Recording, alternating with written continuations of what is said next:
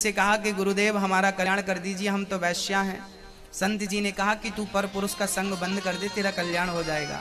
वैश्या ने कहा महाराज मैं सबके बिना रह सकती हूँ, पराये मर्द के बिना रह नहीं सकती, आदत हो गई है, अब मुझे तो ये पर पुरुष चाहिए ही चाहिए, मैं तो वैश्या हूं ना। तो संत जी ने कहा कोई बात नहीं, सूर्य अस्त के बाद जो पहला पुरुष तेरे पास आ जाए उसी को अपना पति मान करके सेवा करना। ठीक है। गुरु वचनों पर विश्वास किया गंडकी ने। जो भी पति सूर्य अस्त के बाद आता उसके पांव दबाना, सेवा करना, वैसा ही व्यवहार करना जैसे एक पत्नी अपने पति से करती है। करते करते दिन गुजरने लगे। भगवान को लगा किसने गुरु वचनों पर विश्वास किया है। देखिए गुरु वचनों पर विश्वास करने का प्रतिफल क्या होता है। आज भगवान का मन हुआ कि चलो आज इसका कल्याण करते हैं, तो भगवान ही उस वैश्या के घर एक पुरुष बनकर के आ गए। और कब आए? सूर्य अस्त के बाद भगवान आए। रोज की तरह उसने अपने भगवान को आज पति के रूप में पाया। अब वो सेवा करती, पांव दबाती, भोजन कराती, पर भगवान तो कौतुकी है ना। भगवान को रात के 12 बजे सिर पे दर्द होने लगा। ओहो देवी मुझे बड़ा दर्द हो रहा है, अभी मैं वैद्य को बुलाकर लाती हूँ। जाने लगी तो भगवान ने हाथ पकड़ा, कहाँ जा रही हो? बोले वैद्य को बुलाने। भगवान बोले हम तेरे बिना मर जाएंगे, तू यहीं बैठ। वो बैठी रही, रात भर भगवान से प्रार्थना करती रही, हे भगवान मेरे पति की रक्षा करो। जो बना सब किया, पर सुबह होने के पहले, सूर्य उदय होने के पहले भगवान ने क्या लीला रची? भगवान ने मरने की लीला रची। भगवान मर गए। भगवान है, वो लीला कर रहे हैं, मर गए।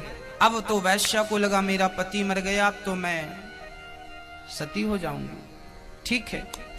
गांव वालों को खबर लगी कि कोई पराया पुरुष इसके घर पे मर गया है। गांव वालों ने कहा पता नहीं कहाँ का है, चलो हम ही इसका संस्कार कर देते हैं। तो अर्थी बनाई, अर्थी पे रखा, लोग ले जाने लगे। तो ये गंडकी और पांव में महार और चूड़ियां और मंगलसूत्र और मांग पूरा 16 श्रृंगार करके चल पड़ी पीछे पीछे। लोगों ने कहा कहाँ जा रही है? बोले पति के संग सती होने जा रही हो। लोगों ने बड़ी हंसी उड़ाई, लो वैश्या सती होने चली, ये भी सती होने चली। लोगों ने खूब हंसी उड़ाई, पर चलती गई। चिता पे रखा, लोगों ने आग लगानी चाहिए तो रोक दिया, खबरदार मेरे पति को कोई आग नहीं लगाएगा। चिता पर चढ़ गई, पति का सिर गोद पे रखा और प्रार्थना करने लगी, हे अग्नि देवता, हे विधाता, यदि मैंने सच्चे मन से अपने पति की सेवा की हो और अपने पति की सेवा पराये पुरुष कर कभी दृष्टि ना डाली हो हमने, तो अग्नि लग जाए। कहा कि चिता में आग लग गई, चिता जलने लगी, गांव वाले दंग रह गए।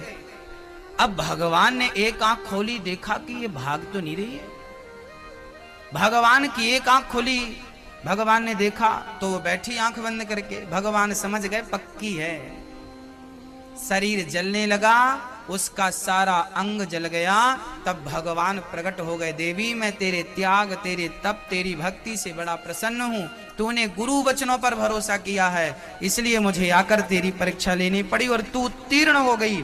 बोल क्या वरदान चाहती है? तब गंडकी ने कहा प्रभु आज मुझे जब आपका सिर मेरी गोद में आया ना, तो मुझे लगा कि आज मैंने दुनिया की सारी संपत्ति पाली।